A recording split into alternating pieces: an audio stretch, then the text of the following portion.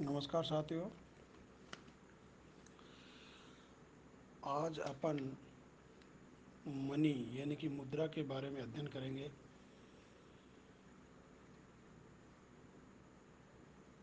देखिए, मुद्रा अंग्रेजी भाषा में मनी शब्द का हिंदी रूपांतरण है मुद्रा। मनी शब्द की उत्पत्ति लैटिन भाषा के मोनेटा शब्द से हुई है, जो रोम की देवी जूनो का प्रारंभिक नाम था। रोम के लोग देवी जूना को स्वर्ग की रानी मानते थे। इस प्रकार ये मुद्रा जो है वो मनी के रूप में, यानी कि इंग्लिश में इसको मनी के रूप में जाना जाता है और हिंदी में इसको मुद्रा कहते हैं। अब देखिए, यानी कि आर्थिक सिद्धांत में, चाहे वह व्यष्टि अर्थशास्त्र हो या समष्टि अर्थशास्त्र हो, मुद्रा का विशेष महत्व माना जाता है।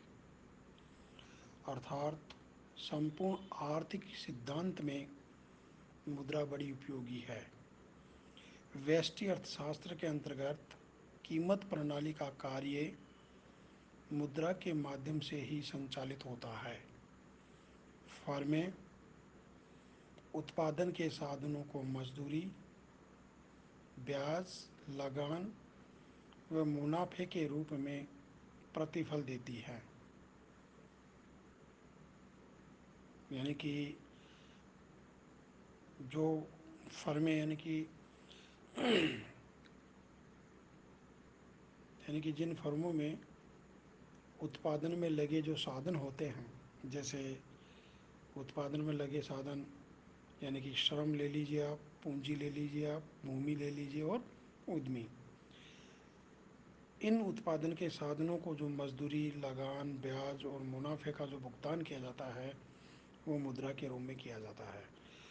और जनता फर्मों से वस्तुएं व सेवाएं खरीद कर वापस मुद्रा उनके पास पहुंचा देती है। इस प्रकार मुद्रा को अर्थव्यवस्था की रक्त वाहिनी धारा माना जा सकता है। जिस प्रकार मनुष्य के शरीर में रक्त घूमता है, उसी प्रकार अर्थव्यवस्था में मुद्रा घूमती रहती है। साथ ही उपभोक्ता, उत्पादक, वितरण, आर्थिक विकास, सामाजिक विकास, राजनीतिक विकास आदि दृष्टियों से मुद्रा का बड़ा महत्व होता है। अब मुद्रा की परिभाषा,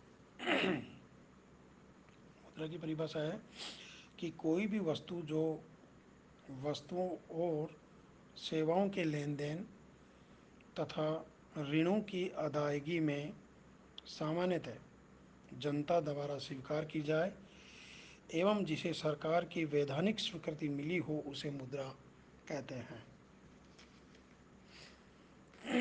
अब विभिन्न अर्थशास्त्रों ने, यानी कि मुद्रा की कई प्रकार से, कई तरह से परिभाषाएं दी है, उसको परिभाषित किया है। पहले अपन प्रोफेसर F.A. वाकर के अनुसार, यानी कि मुद्रा वह है जो मुद्रा का काम करे। इस परिभाषा में मुद्रा के कार्यों को मुद्रा की परिभाषा का आधार बनाया गया है। अगली जो परिभाषा दी है वो है प्रोफेसर हार्टले बीदर्स के अनुसार, मुद्रा वह पदार्थ है जिसकी सहायता से हम वस्तुओं का क्रय विक्रय करते हैं।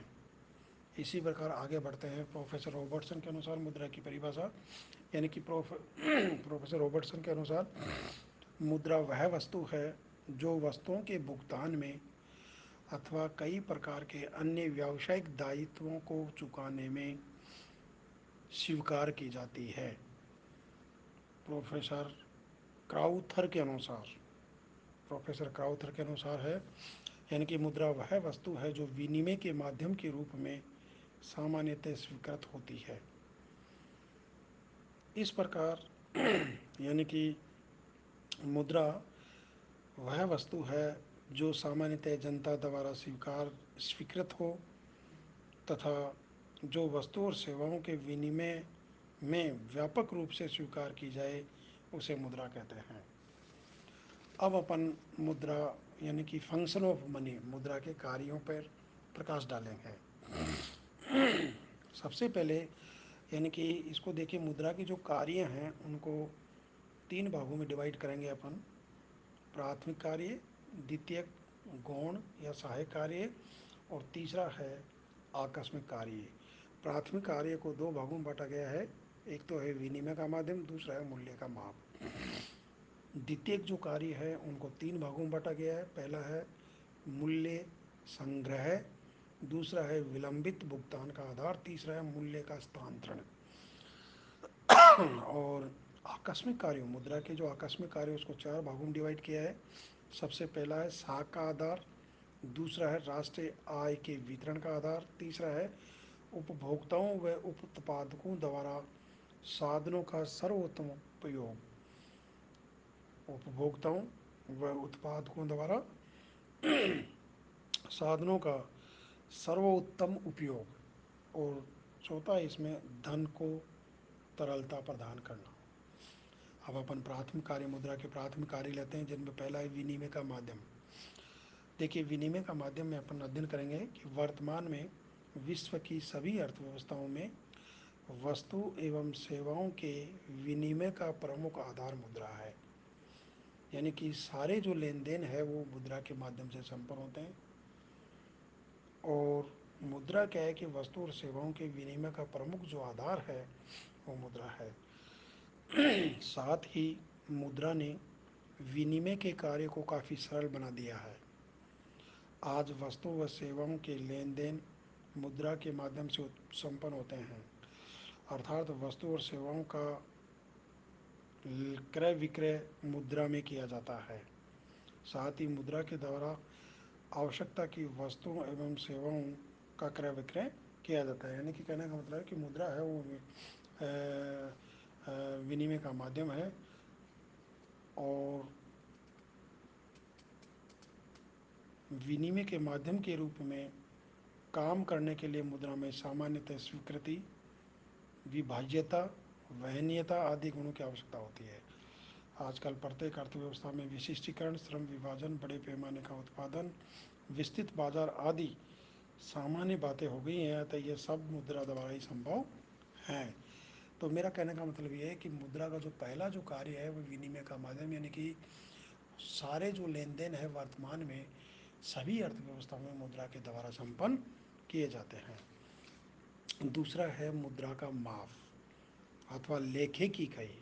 आज विश्व की सभी अर्थव्यवस्थाओं में, चाहे पूंजीवादी अर्थव्यवस्था हो, चाहे समाजवादी अर्थव्यवस्था हो, चाहे साम्यवादी अर्थव्यवस्था हो, चाहे बंद या खुली अर्थव्यवस्था हो या मिश्रित अर्थव्यवस्था हो, सभी में मुद्रा हिसाब किताब की इकाई के रूप में प्रयुक्त की जाती है।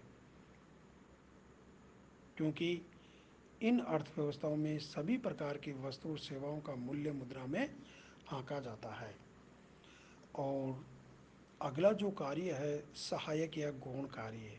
सहायक या गौण कार्य में सबसे पहला कार्य है मूल्य संग्रह। वर्तमान व भावी आवश्यकताओं की पूर्ति के लिए मुद्रा के रूप में धन संग्रह किया जा सकता है। यानी कि मुद्रा के रूप में भविष्य के लिए धन संग्रह का कार्य सरल हो जाता है। इससे भविष्य में वस्तुएं सेवाएं खरीदने की शक्ति का संग्रह किया जा सकता है। धन संग्रह का कार्य बॉन्ड या शेयर खरीद कर भी किया जा सकता है, अथवा बैंक में बचत जमा के रूप में भी किया जा सकता है। लेकिन मुद्रा पूर्ण रूप से तरल होती है और इसका इच्छानुसार उपयोग किया जा सकता है। साथ ही धन संग्रह का कार्य तभी किया जा सकता है जब कीमत स्थिर, यानी कि वस्तुओं की कीमतें स्थिर बनी रहें। अगला जो है वो है विलंबित भुगतान का आधार। मुद्रा का जो अलग है अगला कार्य है विलंबित भुगतान का आधार। आधुनिक समाज में ऋणों का अत्यधिक विस्तार हुआ है। सरकार व व्यवसाय काफ़ी मात्रा में ऋण देते हैं उपभोक्ता वर्ग भी ऋण लेता है, अतः सभी ऋण मुद्रा में ही लिए जाते हैं और उनका भुगतान भी मुद्रा में ही किया जाता है। इस प्रकार क्या है कि मुद्रा है वो विलंबित भुगतान का आधार है। मूल्य का हस्तांतरण। मुद्रा केवल मूल्य संग्रह का ही कार्य नहीं करती, बल्कि यह मूल्य अथवा क्रय शक्ति का हस्तांतरण एक व्यक्ति से दूसरे व्यक्ति को एवं एक स्थान से दूसरे स्थान में सुगमता पूर्वक कर सकती है। इससे विनिमय का क्षेत्र काफ़ी विस्तृत हो जाता है। अगला जो कार्य है मुद्रा के आकस्मिक कार्य, जिनमें पहला है मुद्रा साख का आधार है, यानी कि व्यापारिक बैंक साख का निर्माण करते हैं, इनकी साख का प्रमुख आधार है वो मुद्रा है। अगला है राष्ट्रीय आय के वितरण का आधार। उत्पादन के साधनों को उत्पादन प्रक्रिया में योगदान के बदले उन्हें जो प्रतिफल दिया जाता है उसका प्रमुख आधार मुद्रा है। अर्थात उत्पादन प्रक्रिया में जितने भी जो साधन लगे हुए हैं, जो काम में लगे हैं, जो उत्पादन करते हैं, उनको उनका प्रतिफल मुद्रा के रूप में ही दिया जाता है। अतः यह यानी कि राष्ट्रीय आय के वितरण का प्रमुख आधार भी है। अर्थात मुद्रा में प्रतिफल दिया जाता है। इस प्रकार यदि मुद्रा न होती तो लगान, ब्याज, मजदूरी व मुनाफे का भुगतान करना कठिन होता। अतः राष्ट्रीय आय का वितरण मुद्रा के आधार पर ही संभव हो सकता है। अगला है उपभोक्ताओं व उत्पादकों द्वारा साधनों का सर्वोत्तम उपयोग। यानी कि इसमें क्या है कि एक व्यक्ति या एक उपभोक्ता अपनी सीमित आय के व्यय से अधिकतम उपयोगिता प्राप्त करने के लिए वस्तुओं की सीमांत उपयोगिताओं का अनुपात उनकी कीमतों के अनुपात के बराबर होता है। अर्थात marginal utility X upon marginal utility Y equal to P X upon P Y होता है। अगला जो इसका कार्य है धन को तरलता प्रदान करना, यानी कि मुद्रा धन के विभिन्न रूपों में जैसे मकान, कार, जेवर, शेयर, ऋण पत्र आदि को तरल रूप प्रदान कर सकती है या करती है। इनको बेचकर नगद राशि प्राप्त की जा सकती है। इस प्रकार मुद्रा धन के विभिन्न रूपों का न केवल मूल्य आंकती है, बल्कि इनको आवश्यकता अनुसार तरल रूप भी प्रदान कर सकती है। अन्य कार्य। मुद्रा ही बचतकर्ताओं को विनियोगकर्ताओं से मिलाती है। मुद्रा ही बचतकर्ताओं को विनियोगकर्ताओं से मिलाती है। आधुनिक समाज में मुद्रा का यह कार्य बहुत महत्वपूर्ण हो गया है। परिवार, व्यावसायिक फर्में तथा सरकार बचत करती हैं, जिन्हें वे बैंकों एवं वित्तीय संस्थाओं में जमा कराते हैं। अतः बचतकर्ता व विनियोगकर्ता के बीच वित्तीय मध्यस्थता का एक प्रमुख आधार मुद्रा है। इस प्रकार ये मुद्रा के कार्य हैं जिनका अपन ने आज अध्ययन किया है। धन्यवाद।